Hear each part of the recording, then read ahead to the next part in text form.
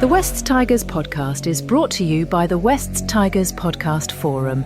Join the conversation today at weststigerspodcast.com.au.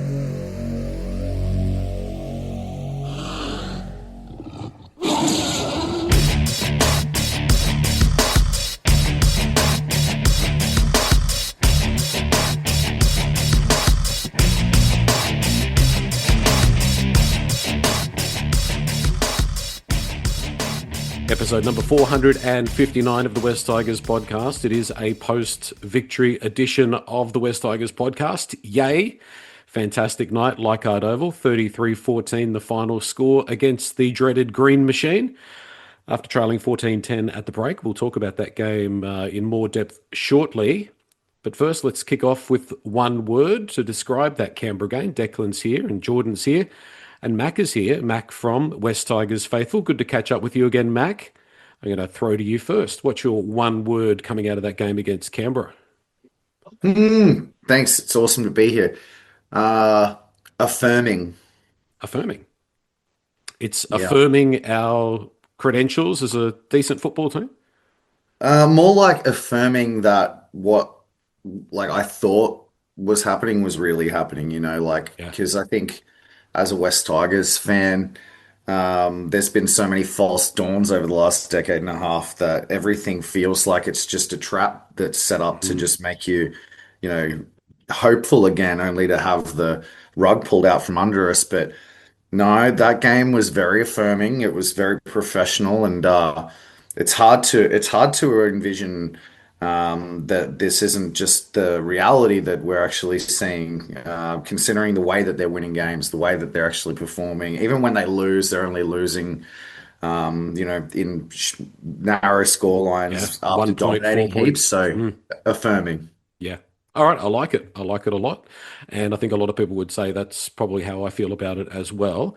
Although there has been some news that we'll talk about in just a moment, which I think has taken the air out of some people's tyres. It'll no doubt spark a bit of a debate. Jordan, how are you? One word, Good. please, for the, what's that, 19-point win. I think it's been used a few times this year already, but resilient. Resilience definitely what we showed. They scored most of their points through that period where Api was binned. But keeping them, not the amount of points we scored in the second half, the fact that we kept them scoreless in the second half. We're sticking to the game plan, we're bashing players, we're dominating that middle section of the field. And it was just a resilient performance because we didn't allow the fact that they took the lead from us towards the back end of that half. And we came back and stormed home through the end. Yeah. Well, they scored all 14 points with Api off the field, so they didn't score a point with us having 13 players. So, yeah, I like it. And Declan, what have you got for us? I'm going to cheat a little bit again and just say the first win of a new block of the season, because I felt that Broncos game, having Luai coming back into the team, it really felt like it was no longer the beginning of the season, and it was kind of this little strange period before Origin. So it was just really good to get a win against Canberra, where we've kind of started this new block where we have our starting halves, so we can kind of build these combos towards the season. Because I don't really think we can say that we've just had a good start to the season. I think that Canberra win has shown that we are like a genuinely good team that can make the 8 this year, because we've shown consistently enough this season how we've played, and that we've played at a pretty good level. Excellent. Yeah. Well, I've got to say, I'm going to do something both equally brave and stupid soon. I'm going to flash something up on the screen, something new, and I want to see if you guys get it. And it could be, we look back at the end of the year and go, it's all Joel's fault when things went wrong, but we'll get to that shortly. I've taken some liberty, as I always do. I've got momentum. It is such a game of momentum. We had it and we lost it. And when we lost it big time. And there was a particular play that, aside from Api getting sin bin, where we lost our momentum that we'll talk about. Physicality has to be there. I thought, again, quite good physically against a team that does play a very physical, bustling sort of game. I've got sin bin because I just think that was such an important part of that game and how much impact it had on the game. It could have had on the game if we weren't able to come back in the second half. And I've got along the lines of one of the things I want to talk about. I've got patience, and that is, I think there's still some aspects of this team that need to learn that we don't have to score every set. I like an attacking mindset. I like us all, every play, to be pushing through and looking for opportunities, but sometimes we're going to need to learn to be just a little bit more patient. So I've gone for patience. That's what I'd like to see. Okay, so the news that's broken this afternoon, Jerome Luai has apparently flown over to Papua New Guinea and met with the Chiefs. Potential of joining them. It's something that I don't think many West Tigers fans saw coming. I mean, we knew that that Luai was getting to the point where it was a year-on-year sort of deal. And this is a great debate because there's a really, really lot of strength in an argument either way. And I've got my opinion on it. I'm going to go to Mac first. I think Mac has put up a video on the West Tigers Faithful channel basically saying, well, if he does go, it isn't the end of the world. Yeah, yeah. Thank you for following our socials. That's much I see appreciated. everything. Yeah. You see everything. We were actually recording our episode when that dropped, so we were pretty fortunate to be able to like start talking about it straight away.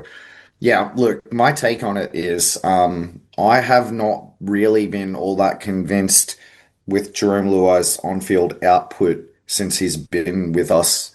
I understand the argument about his off-field contributions and how he's made the club more attractive to other players and probably like, set some good standards at training. And I also understand that the strength of Benji Marshall is largely enhanced by how much the senior players like Jerome buy into what he's doing.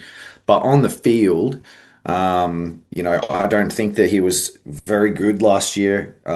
So far this year, in the 3 games that he has played, I think he has been better. But has he been a $1.2 million half? I don't think so. I was having this conversation with somebody just yesterday. I kind of think he's more of like an 800K half, which for those who are paying attention is what Penrith offered him that we Yeah. blew out of the water. So in that respect, I would, it's not like I would have like pulled the trigger and been like, see you later, Jerome.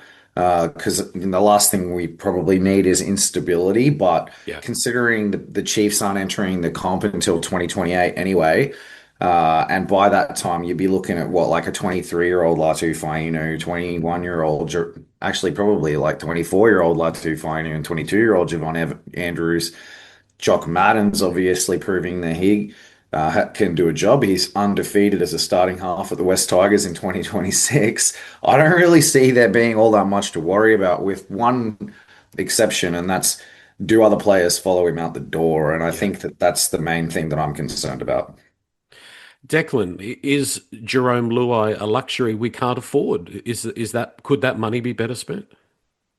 I think that when it comes to like the $1.2 million price tag, I think there's probably there's validity to saying that he probably doesn't play like a $1.2 million player. Like if you look at someone like Kalen Ponga at the Knights, his kind of output when he's healthy, it's probably more than Jerome. But in saying that, I think that when you look at Jerome, you have to look at like the whole context to which he signed that deal when he came to the club.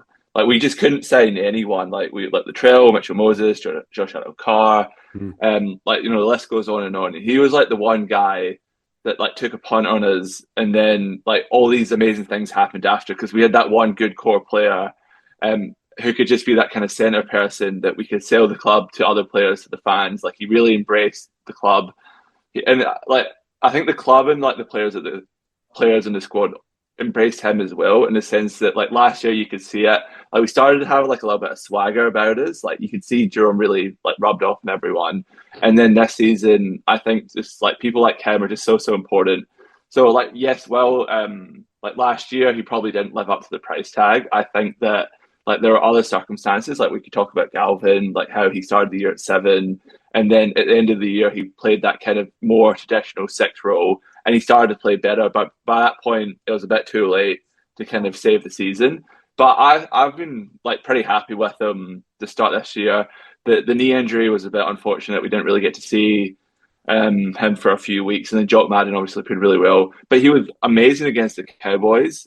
I thought that the entire team was kind of slow against the Bunnies, but then I think if the game had went on for 5 more minutes, I thought he was. I thought we would have pinched that. And then like last week against the Broncos, like I thought he was a bit rusty coming back from injury. But against the Raiders, I thought he adjusted. And I think that like veteran playmakers are just so rare to find these days. Like he's in that purple patch of his career. And like the thought of just replacing him with like a younger player, like although I do think that Andrews and Latu, like they obviously have like great potential.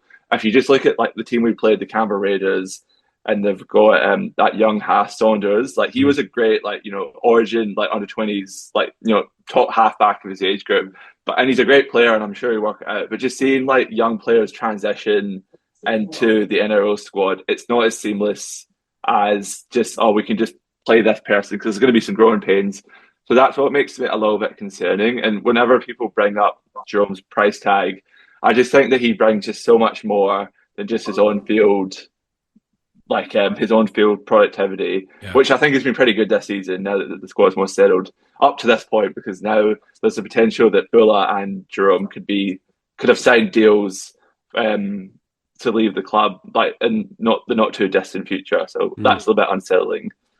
I think all of us are sort of the opinion that in terms of the output that we've seen, the value that we're paying, we're not getting value on the field necessarily for what we're paying.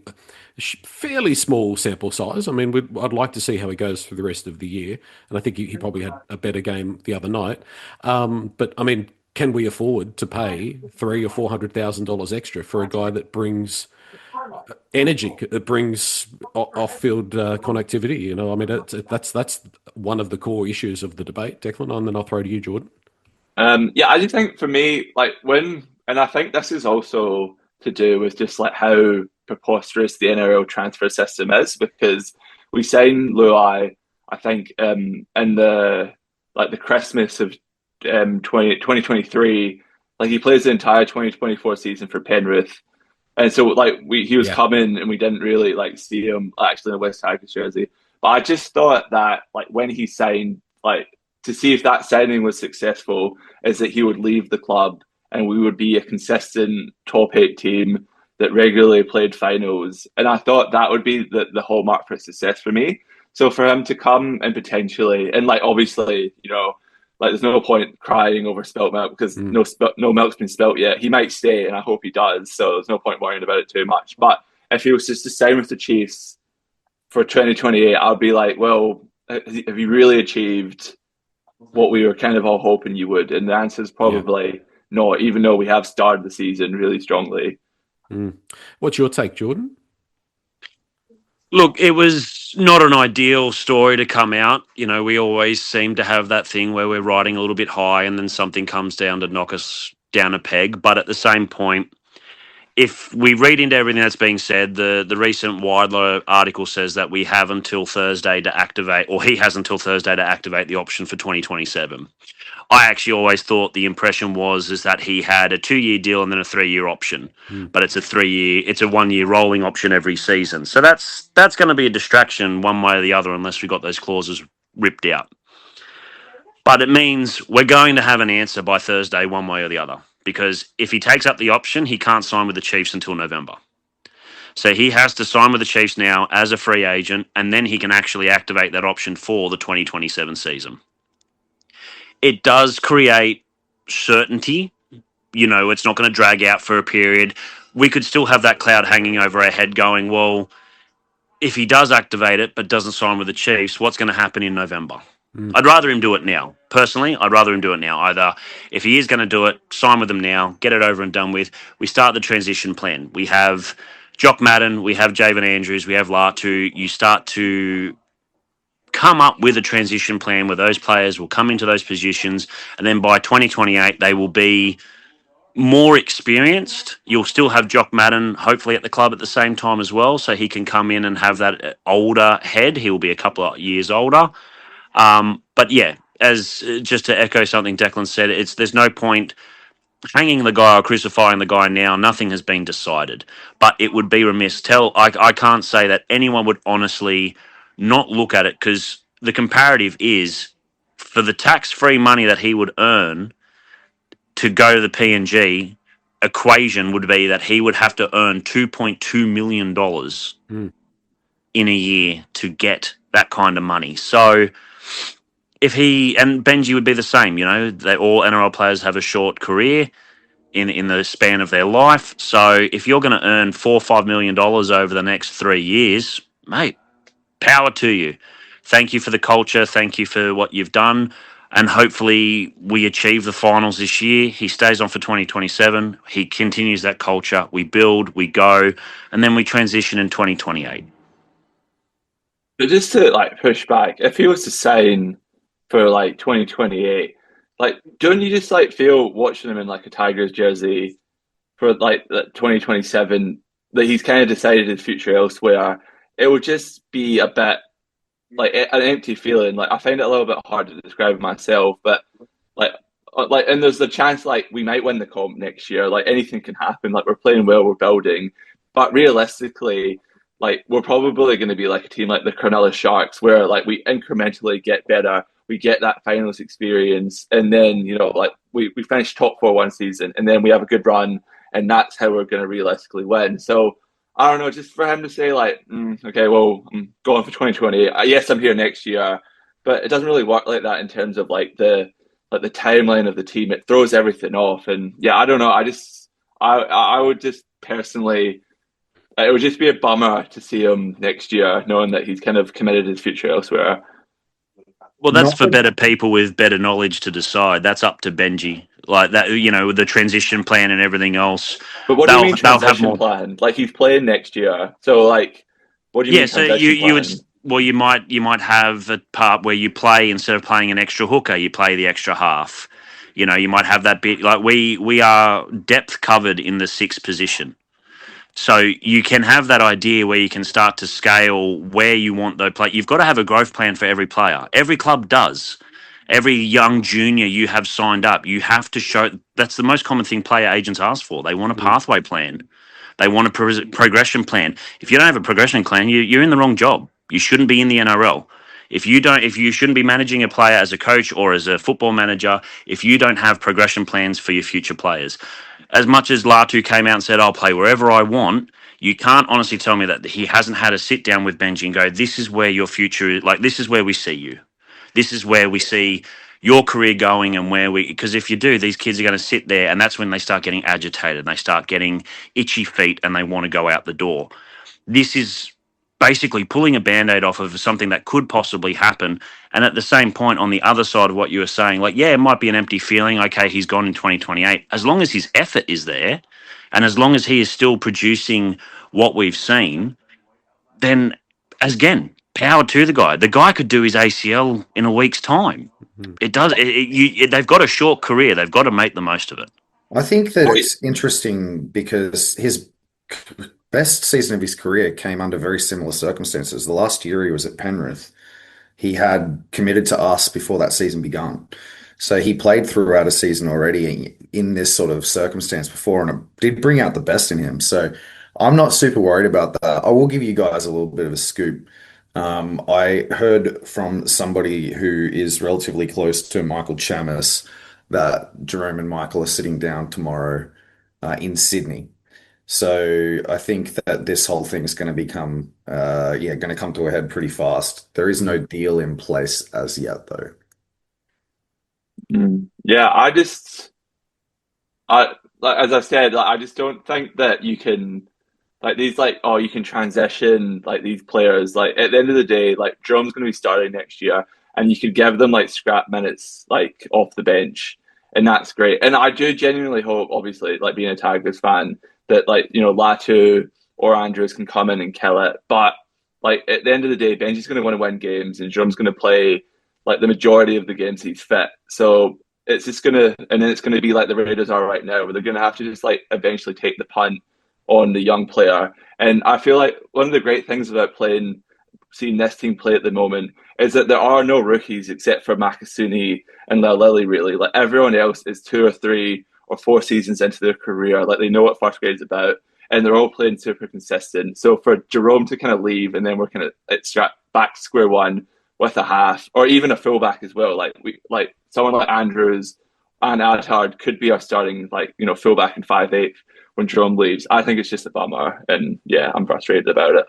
I think it definitely goes against the narrative that we've all heard, which is that I've come here to make a difference, and I've come here to to captain the team and to help the Tigers. And yeah, I think he would lose a little bit of credibility if he was to jump when the job's only just partly done. But hey, as we've already said, if someone's offering you 30% more wages, like a lot of us would probably think about going to a different job. I mean, I get it. I understand it. It's the real world that we live in. What I'm worried about more so in terms of 2028 will look after itself, but I'm worried about, we've already got the Buller thing sort of hanging over us. Is it a potential? We tend to unravel in these situations. We have a historic track record of coming to these sorts of situations, and the momentum that we've got, the good things that are going on, tends to unravel. Now, I must admit, my eyes were on the Holman Barnes group, and I was on Dennis Burgess' watch, waiting for him to pull the rug from out from under us. This has sort of come a little bit from left field. Jordan, is this something that it's a test, I think, for Benji and the club, if this doesn't go the right way, that we don't let this destroy this season? Definitely. Yeah, 100%. And it's going to show, hopefully, the same change that we saw. We saw all the board crap that happened earlier in the season, and everyone's like, there was the excitement, and the air's been taken out by Richo leaving, and, the dismantling of the board and all that kind of stuff. And we have shown that has not affected us. And hopefully this doesn't either. And, Max said it before. In his last year at Penrith, he did something with us. He had the pressure and the scrutiny. He had his own coach at the time saying, he wasn't worth the money that we were throwing at him. And hopefully that just gives him more of a motivation to go, well, you know what? I don't want to leave here without doing a job. And he achieves what he wants to achieve, whether it's 1 premiership, 2 premierships, whatever. It's more of a case of going, okay, well, how's he going to respond? The team, Benji seems to have the team that's set. It's like, we do what we do. We don't worry about the outside noise. And that's for them to do it. Jerome's got to do Jerome. He's got to play to his best ability. And hopefully this gives him more motivation to go, well, I've achieved success at Penrith. I've achieved success at the Tigers. Now I'm going to go achieve success at the Chiefs. And then obviously, I'd never really bought into this because, I think, from a footy sense, the answer is clear. But from a distraction point of view, how everyone was saying, you've got to play Madden and Dewey in the halves together. And then, when Luai was fit, and obviously Luai, you have to put him in there. But then, if he has a few bad games this season or next season, then, the media circus, that's going to be a distraction as well, where you're just well, should Madden be in there because Luai's not committed long term, or should Javon Andrews be there because he's not committed long term? And I don't agree with that. I think that you play Luai because he's a great player, and I think that he should be there. But yeah, just to your point, Joel, it just doesn't really go towards a settled playing group and club, which is to be fair, what the start of the season's been like, which has been nice, but it's a nice change of pace.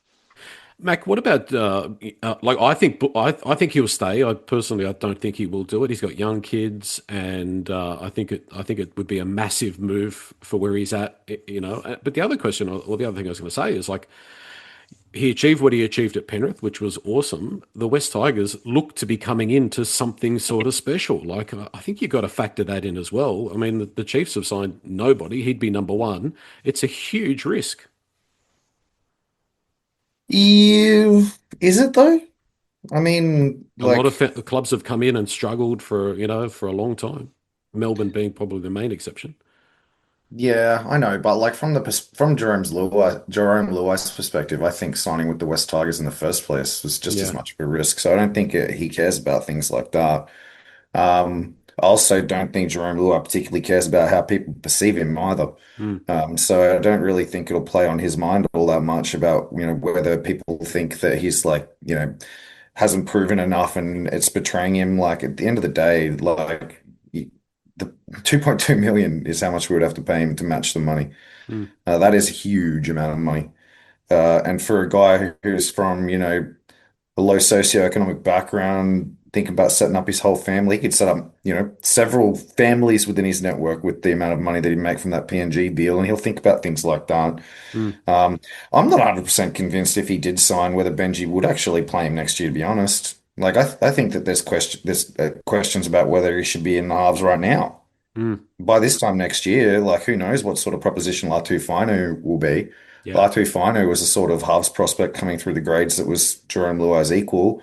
He looked pretty good in the New South Wales Cup yesterday. And I think that, there's no guarantee that Jerome Luai wouldn't just get put on the bench next year. I understand that it'd be strange to have somebody on $1.2 million on the bench, but, stranger things have happened. And if Latu Finu is every bit the equal of Jerome Luai next year, I mean, think about it right now. Like, if you were carving out salary based on on-field performances, who Yeah. would you give more money to, Adam Dewey or Jerome Luai? Mm. Yeah, it's a pretty easy one, isn't it? Yeah. So yeah, from my perspective, I'm again, I understand everybody's perspective. I understand, all of the ways that you could, look at this from the negative.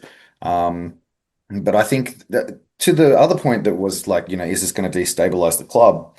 I mean, we did a damn good job trying to destabilize that club with our kick out Holman Barnes crew campaign in the off season, and it didn't seem to do much. And sorry, I'm joking. HPG was that, not us.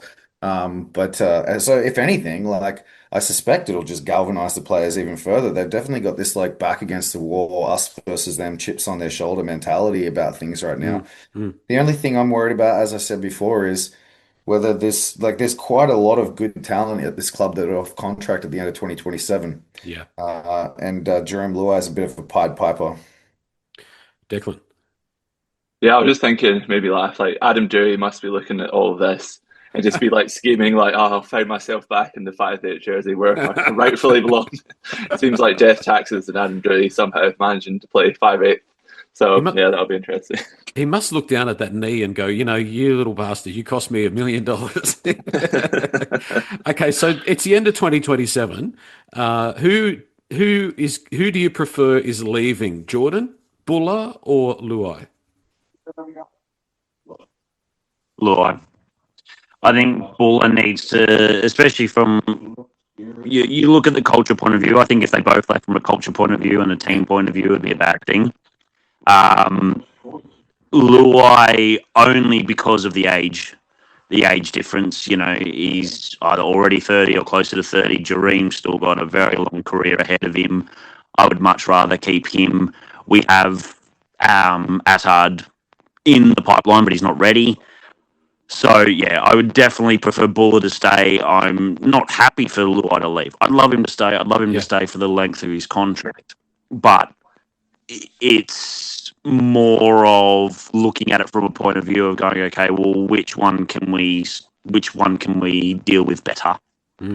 And I think a lot of it this more comes down to a business decision. This isn't a coaching decision. This isn't a club decision. It's more of a lifestyle, career, and his own future decision. Which at the end of the day, the only person who's going to look after yourself is yourself. So. Yeah, I'd prefer to lose Luai. I hope Buller does stay, but the longer that drags on, but again, we can still activate that contract in May and keep him here, and hopefully in that 6 months by November we can convince him to extend longer. But we all know who his manager is. Yeah, that's right. Which makes us all worried. What about you, Mac?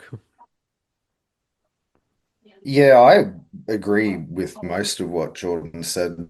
The only thing I disagree with is I actually kind of do want Luai to leave, to be honest. I've said this for a while now. Um, I was actually quietly happy that he was on these 1 year re-extension things because I kind of saw this coming in a sense that like, him being on a 5 year deal was gonna cost us Latu Finu. Like, no doubt about it. Like by the time Latu Finu is, a ready and willing first grader, he would still have, 2 or 3 years of Jerome Luai's contract in front of him. So, I also don't really see Latu Finu as a 7 personally. I think Latu Finu is a 6. So, no, I definitely Luai. And for all the reasons Jordan said, I think Again, I'm not like it's not to say that like I'm fully sold on Jarian Buller either, to be honest. I think he's been pretty Mm. mixed to start the year. He's shown some extremely promising signs at times, like elite at times, but then four errors on the weekend seems to be the consistent pattern with Buller at the moment. Mm. But we have far, far, far less fullback depth. We have cabs off the rank ready to go Yeah. in the halves. One who, as I said before, is undefeated this year out of three games. Another who, we signed with two of his brothers who are all off contract at the same time that, Jerome Luai would ostensibly be going to PNG, by the Yeah. way. Yeah. And then we've got this, wonderkind Javon Andrews in the wings. At fullback, Jack Attard is, 75 kilos, and then you've got like there are some good kids down there. Like I have huge raps on Logan Brooks, who's playing in the flag. Yeah. Like I think Logan Brooks is going to be a very, very good footballer, Mm. but he's not going to be. Well, I mean, these things happen fast sometimes. They can have massive developmental leaps and be ready in no time flat. You can never really predict this stuff. If you Yeah. cast your mind back to Buller himself, Mm. he was a flag center Yeah. and then had an off season and he was an NRL fullback. So it's difficult to predict, but yeah, like I mean, based on what we know, there's more cover there for Luai. So yeah, the answer has to be Luai for sure. There's also a fullback with always had long hair who played for us in the under 20s, who's without a club at the moment, who's made some comments about coming back. I mean, I just wonder if Oh, if there's a chance that Luai has got the blessing of the club because yeah, I've been thinking the Benji's same looking thing. at strengths and weaknesses and looking at I want to keep Terrell, I want to keep Talon, I want to be able to do this, I want to be able to do that, and maybe there's a big roadblock there called Jerome Luai. I mean, I don't know, but that there's a little bit of logic in that thought. Declan, what about you, Buller or Luai? Well, yeah, I agree with what you said, Joe. Like, we don't really know the inside workings of like what's been said. But to answer your question, sorry, I think that I would prefer to keep Jerome Luai just because I think that in the market you can replace like there are good fullbacks that do become available, and like either it be like through like reserve grade stuck behind like a starting fullback. Look at Isaiah Youngie, for example, at Penrith, or like Benji. He's got a good relationship with players like maybe like Joey Manu, like coming Mm. back from French rugby, like he might be available. Like Ryan Pappenhausen, as you alluded to, like maybe he like suddenly wants to play rugby league again. I'm not sure, but like just replacing like an experienced veteran half, I think is much more difficult. And obviously, I want them both to say like Bill is amazing. Like I think he's been really good this year. Like he just seems to like continually be like a guy that we can like go to make something happen. Like he's really got that X factor about him. But Mm. yeah, I just think that Jerome would be harder to replace. Although I do concede that like his salary, like dumping that would be easier to make it easier to re-sign like our other players, and then like the kind of talent across the squad would Mm. be like more spread out. So that's a point Yeah. against keeping him. I think if you looked at it totally from an unbiased perspective and you looked at it and you looked at the spreadsheet, you go, well, why is this guy earning significantly more than everybody else and what is his output? If you looked at it just in black and white, cold hard figures, he's not good value. But I don't want to lose him, but it's very hard to make a case that he's been good value for us in terms of his on-field output. Jordan, you had your finger up? Yeah, just something on Max said, like with those players that are off contract, it is a concern about who else becomes a target, not even just for the Chiefs, but for the Bears for For the Bears. 2028. Mm. Um, but it is right, if Luai does leave, you can back in some deals, and 300,000 between four players is probably better than 1.2 million between one.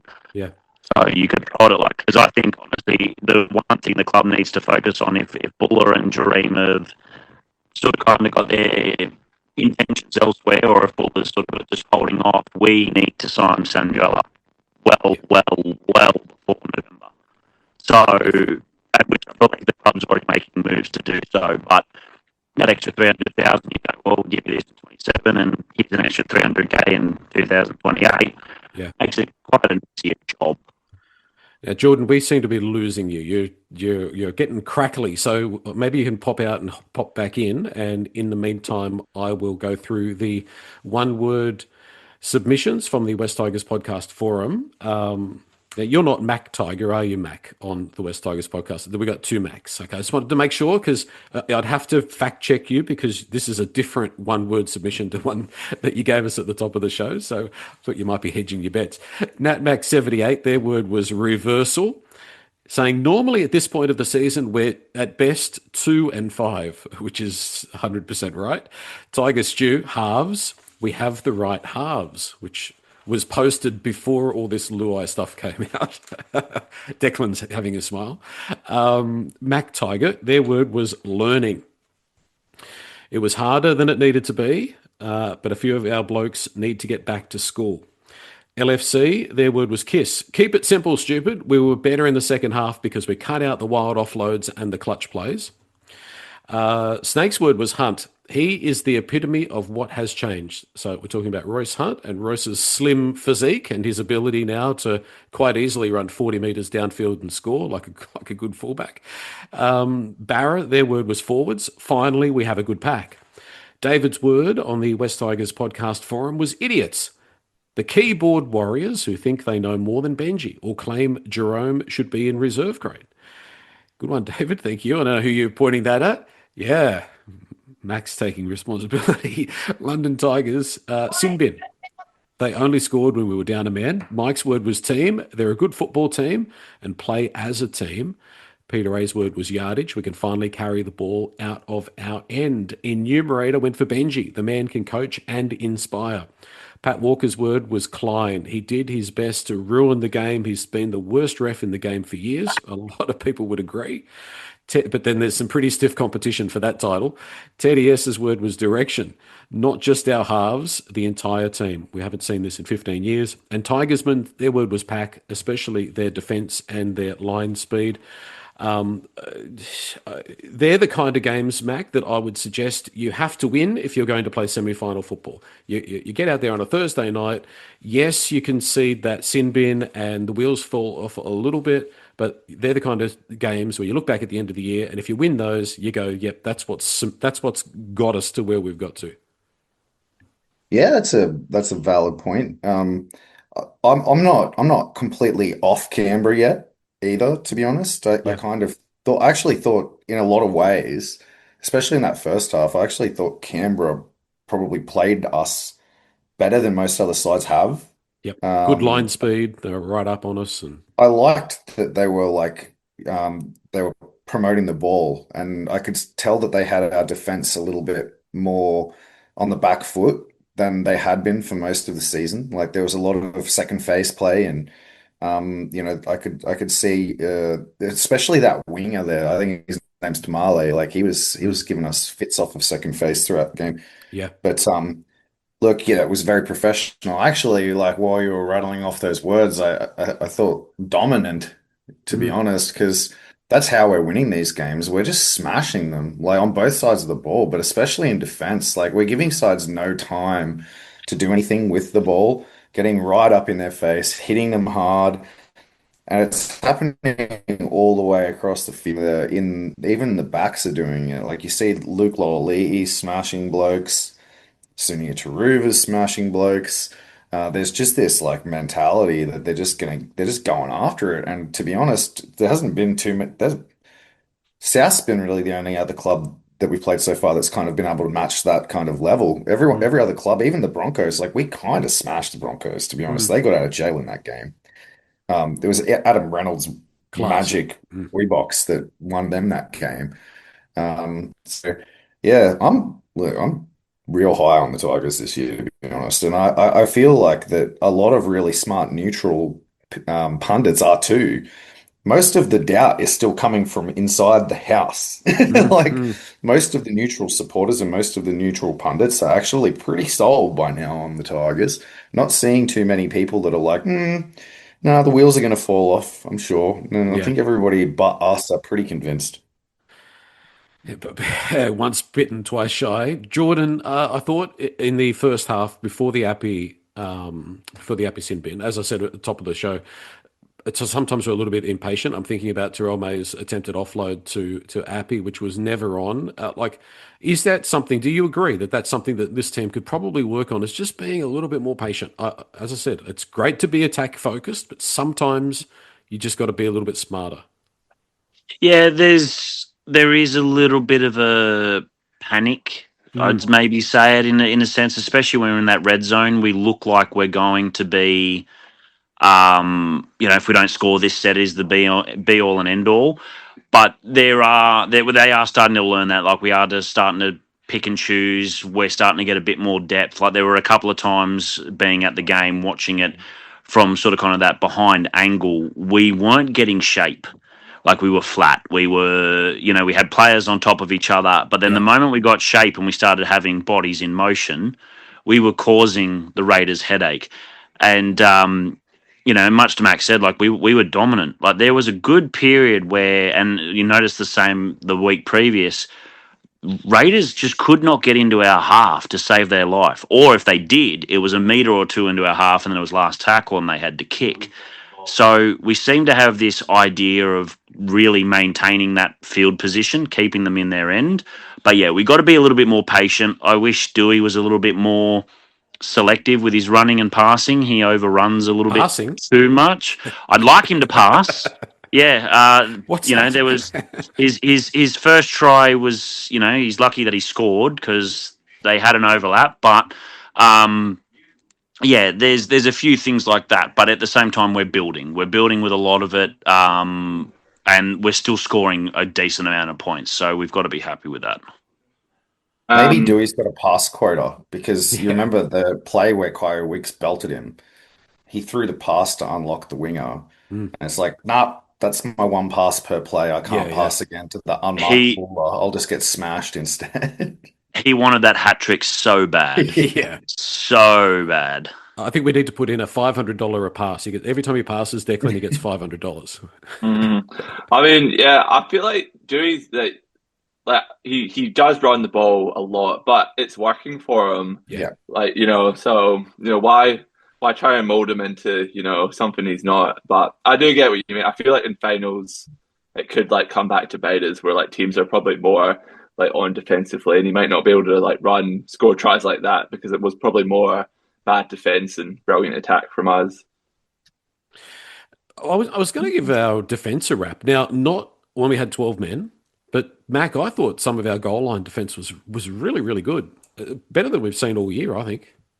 Yeah. I think that we're also starting to trust our defense a little bit. And I think that kind of ties into the like panic mode attack too. Like we'll start to see the team less, desperate to like make the most of every attacking set that they have as they build more and more trust in their defense. I don't know if it was the Canberra game or if it was maybe the week before the Broncos game where they were doing things like taking tackles to just like back their defense in Newcastle. there, and that stuff, like you just don't see the Tigers do it.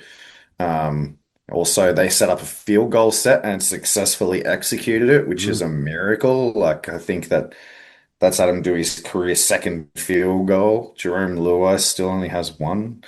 Ain't a good field goal team, but yeah, no, defensively we're a very good side. Kai Pearce-Paul, even before he got a head knock and went off the field, he had 4 missed tackles. It was uncharacteristically poor performance by Kai Pearce-Paul, but everybody else in the forward pack was sensational. Alex Twal had 57 tackles in the middle to go along with 160 meters, that beautiful offload to Royce Hunt. I know when you came on our podcast, I asked about Origin.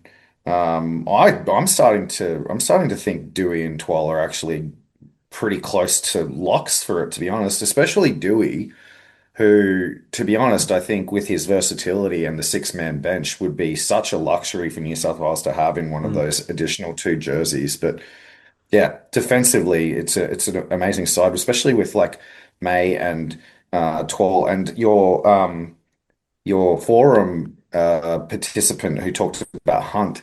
One thing that we are getting a lot of value out of are the bench forwards, especially Sione Fainu and Hunt.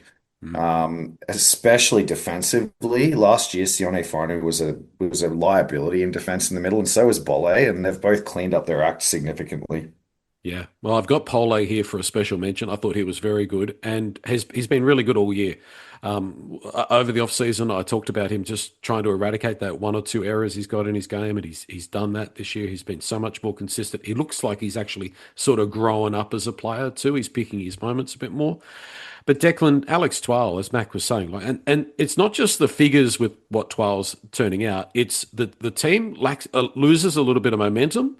They give the ball to Twal, and he just makes that 10 meters. I say it every week. I'm just astounded at how far his game has come. Yeah, I know.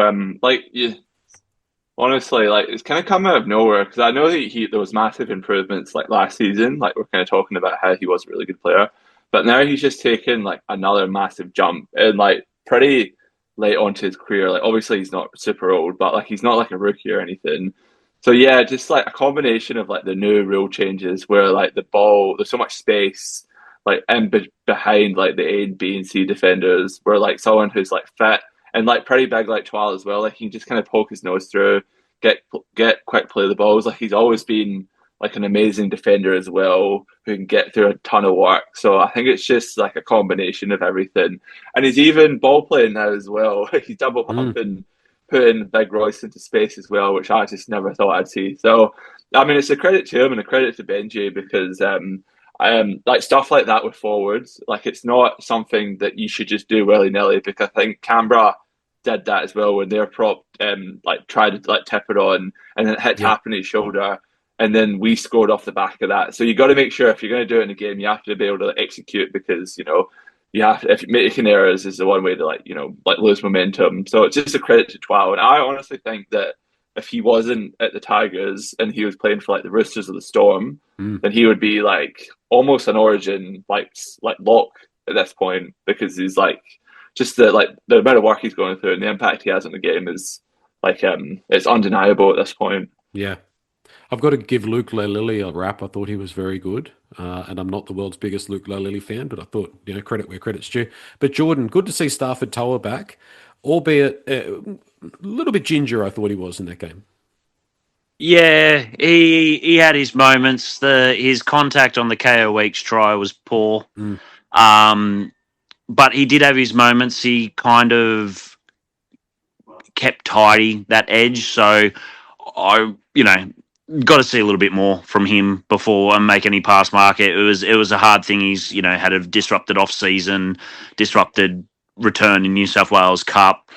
So I'll give him a pass for the time being. Just on Twal, like with his efforts, I've nicknamed him Factory Reset, because whenever we start seeing him to go sideways or our forwards aren't getting, he takes that one run right next to the markers, and it just seems to put us back in this mindset of we've got a job to do. Yeah. So, and plus, if Luai leaves, we saw that pass to Royce Hunt. Just chuck Twally in the 6 or the 7, and we'll be sweet. Exactly. That's who else can be called factory resets? Taruva. Coming out of our own some of those carries. It's I think most of our like genuine yardage, like the yardage that gets us on the front foot, comes from Twal and Taruva. Terrell, and he gets smashed every time. Yeah. But is it just me? Terrell gets through a lot of work. Does Taruva look like he's always trying to put his head in a spot to get hit, to get high, a penalty? To get a penalty? Like I swear, every time he runs, and I know it's like he throws his head back on purpose to make it look like he's been hit. Because my heart goes into my throat every time he runs it, because it just looks like he gets absolutely polarized. 100%. Well, it's a wrestling trope that people from the Polynesian islands have like thick skulls and they can't get hurt. Maybe there's some truth to it. The human battering ram, and he's like literally battering himself forward. Samuela, that was a great pass in the second half. Like we talk about Taruva. We've got some good players. It's hard for West Tigers fans to believe, but like as I say, like if you look at our lineup and you're the opposition, you think to yourself, well, he's a threat. He's got this. He's got that. We are doing an excellent job of building a squad, and maybe we need to just chill out and relax a little bit and have a little bit of trust and a little bit of faith. But it's really, really hard to do that as a Tigers fan, which leads me into what I'm going to hold up here and I'll see if anybody who's going to be the first person to guess what it means. So there, for the people that are listening in, it says 8/17. And no, it's not a Bible passage. We're not going to go and pray, although we are, as Tigers fans, all praying. Does anybody know what that calculate? It's a calculation. 8/17. It's a Eight. calculation. 8 games, 17 left. There's 17 games left for the West Tigers. Oh, you think we need to win 8 games to make the 8 guaranteed? Well, that takes us to 32 points, and that's what the Roosters needed Yeah. for 8th spot last year. So it's not a guarantee. We might need less, but we've got to Or get more. yeah, or more exactly. Yeah. But we've got to get at least 8 of 17. So Well, have you seen the draw for the second half of the year? Like, I know everybody's sort of just looking right in front of us, and with Api potentially missing games and a few It hard gets games. ugly. Oh, later in the year, it's pretty clear. To Yeah, be it's a honest, little we bit played downhill. Penrith twice. Mm. Yeah, we played Penrith twice in the back half of the season, but we don't play the Broncos again. We don't play Souths again. We only have to travel to Queensland for Magic Round, so we're not playing the Titans in Queensland this year, which is a graveyard for us. Titans are at Leichhardt, I think, aren't they? I think this Yeah, year. that's That's what our I mean. next home game. Yeah, Yeah, so we've got a month of no home games. Yeah. but yeah, so this next month's tough. But even if we come out of these next 3 games and have the worst case scenario, we're still 5-5 going into what is a pretty soft back half of the year, to be honest, based on the draw. So I'm going to hang on to this, and then every week on the Sunday night pod, I'm going to change it, and hopefully it goes 7-16, 6-15. I like it. I hope that 8 goes down real quick. You've cursed us. That's Oh, I know I've cursed us 100%. Yeah, and you can come and shoot me. No, I refuse. No, it's fine. Let's fall Okay. down will be studied.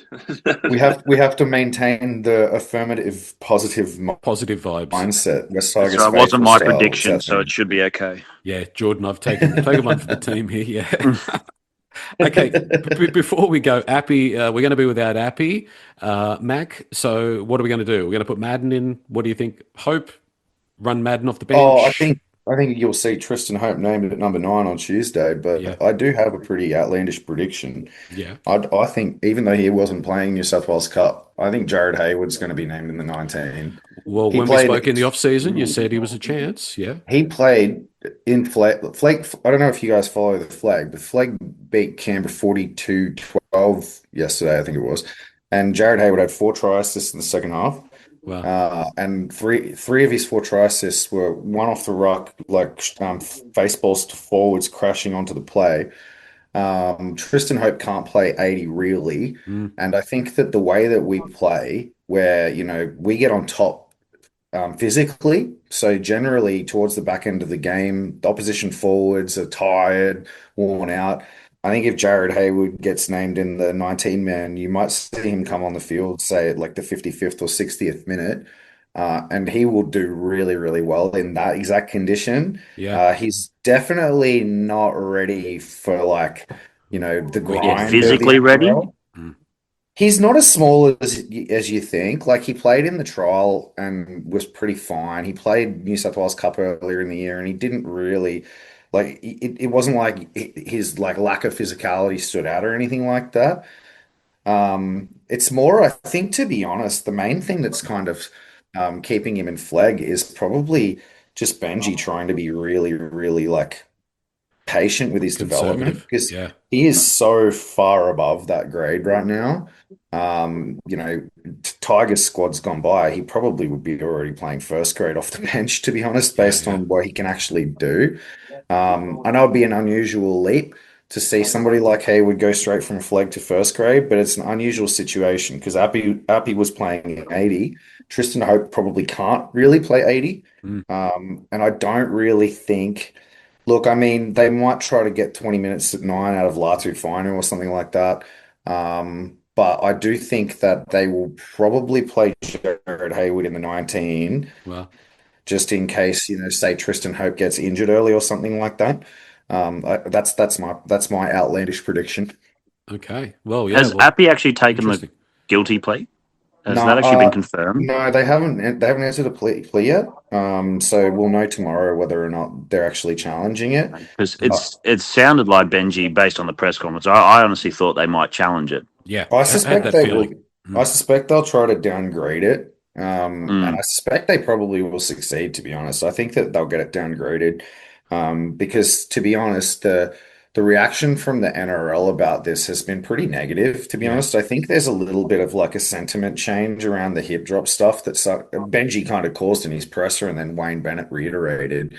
And I think if they challenge it, and they lose the challenge, Api's sentence goes from 3 to 4 weeks, and it'll make that sentiment so much worse. So I yeah, feel yeah, like that it'll kind of be the judiciary will be kind of forced to accept the downgrade to avoid the worst outcome of sentencing Api Koroisau to a 4 week mm. suspension for what essentially was something he couldn't control that didn't even injure the player. Well, at worst, you'd describe it as careless, wouldn't you? I mean, there wasn't an intent to no, hurt or an there's intent no to. intent.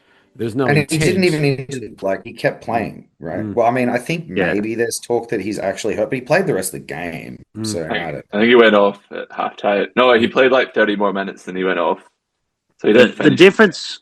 difference with that tackle compared to others from a technique point of view is you've got a much smaller player against a much bigger player, grabbing him from behind and momentum, mm, everything. It was not an intent to, put the body weight onto the legs, and that's the kind of issue. And there was one earlier in the Newcastle game that was exact, and the player didn't get injured, and they got the penalty, and the player got put on report, but the exact same thing. yeah, yeah. But he was dragged from behind by a much bigger opponent, Mm, and you do everything you can. What are you meant to do? Just let him go and score? Like yeah, what? yeah. Mm. What do you do in that position? Yeah, I don't think you should be facing multiple weeks for something that's careless. A downgrade would get him one, I think, wouldn't it? Yeah, yeah. Well, I think they should fight it. The only thing I would say that goes against Api is that he has had a run of these sorts of similar plays, so maybe is something he needs to look at. But yeah, 3 or 4 weeks seems really, really harsh. And I know I'm saying that as a Tigers fan, but if that was anybody, I'd be saying, come on, that's too much. Buller maybe injured. Declan, you're going to throw Taruva in at fullback if Buller's not available? Um, yeah, I think that if Buller was out long term, like 4 months, not 4 months, sorry, like 4 weeks. 4 weeks to I would be kind of tempted to try something else. But if it's just like a few weeks, just as a kind of like slapstick kind of, just play Trevor here until Buller gets back, because I do feel that we lose a lot in attack when Buller's not there, and I don't think that Taruva can like fill a lot of that. Like, he's a great ball returner. I think he's like good in the air, and Yeah, he's like he can be really busy at fullback, which is great. But then when we it's get not the into the same. red zone, yeah, it's not the same. Mm. So I think it just depends on how long Buller would be out for. But Benji pretty much confirmed that he like Truva's the Mm. second option if Buller was to pull it injured. So it's just fingers crossed that Buller is okay. It's Benji didn't seem too worried, and I feel like if it was really bad, it would have leaked by now if Yeah. he was out long term. If a touch wood, but yeah, I'd be kind of keen to see how Adard is going. Like I've only seen a few games of Cup. Battle reports like he's still a bit raw, but yeah, we don't really have a lot of, because then like you kind of have to like take other people out of other possessions, and you're kind of weakening everything. But yeah, so yeah, fingers crossed Bill is all right to go. Well, let's throw that over to Mac, who watches a lot of the younger grades. Adard, what I hear, what I understand, is that he's talented but not ready. Yeah, I mean, I actually think Sunia Taruva is an underrated fullback, to be honest. Right now, Sunia Taruva is way better at fullback in the NRL than Attard. Okay. And Attard went off injured yesterday as well. Yeah. So Heath Mason finished the game at fullback in New South Wales Cup yesterday. So I haven't heard about whether that's like long term for Attard. Right. But there are a plethora of other players around the team who have experience at fullback. The aforementioned Heath Mason being one of them. Not that I rate him very highly. Luke Olali'i played Yeah. more fullback as a junior than he did on the wing. He's actually a really good fullback. I have Yeah. been curious to see how he would go in the NRL as a fullback. he has an outstanding passing game. Yeah. I watched him play fullback when in New South Wales Cup last year, and I think he clocked over 300 meters, Matt Duffy style, from fullback in a New South Wales Cup game. Mm. I would definitely favour Luke Lally to play fullback over Attard. I think Attard is like pretty far away in that Yeah. sense. Attard is just yeah, it's mostly things like the high ball that would worry me. Things Yeah. like, last line of defense, rallying the troops in defense. Like, I just, he's definitely up to a ball in hand, I think. Like, Yeah. he's scored a lot of tries already in New South Wales Cup, and he can beat a man one on one and stuff like that. But it's all the other stuff that really scares me. Mm. Luke Lely at fullback scares me. I've got to say, I'm not discounting what you're saying. I'm sure he's got plenty of ability there, but that just sends shivers down my spine. People underestimate him. Like, you got to remember, he hasn't even played 10 first grade games yet. Yeah, Like, he's I know. he's so young. He's only 19. He's in my bad books, and it's hard to get out. Macassini's in the bad books as well. He could play fullback, but that would be a huge jump given where he was at 2 weeks ago. And there's the HIA for KPP. So fingers crossed there. It was a grade 2 apparently, so hopefully he's okay. And Taylor May had a bit of a wrist injury as well, so we'll wait and see how the team lines up on Tuesday. Mac, where do we catch the West Tigers Faithful podcast, and why should we catch the West Tigers Faithful podcast? So our podcast, you can listen to it on Apple Podcasts, Spotify, and YouTube. You can listen to our podcast if you like listening to two guys talk about quantum reality in like heavily coded language. It's a Taoism podcast dressed up as football, but we also focus on pathways a lot. Right. So if you're interested in being like the one of your mates that has all of the hot tips about the next new player coming through, you'll most likely hear about it on West Tigers Faithful first. Well, I'd be more than happy to come on and talk about Lao Tzu and the Tao Te Ching anytime I you love like. So, that. yes. All right, guys. Bring it on. Thank you very much. And we'll catch you again, Mac, at some stage down the track. I think your partner in crime is going to join us too in a couple of weeks for a Absolutely. Yeah, chat as well, Reedy Jared. and you will talk each other's ear off. You might need 3 hours for that one. Sounds good. All right. Declan, Jordan, thank you very much. We'll regroup and come back after the team is named on Tuesday. Thanks, guys. Thank He's you. done. Thanks, guys.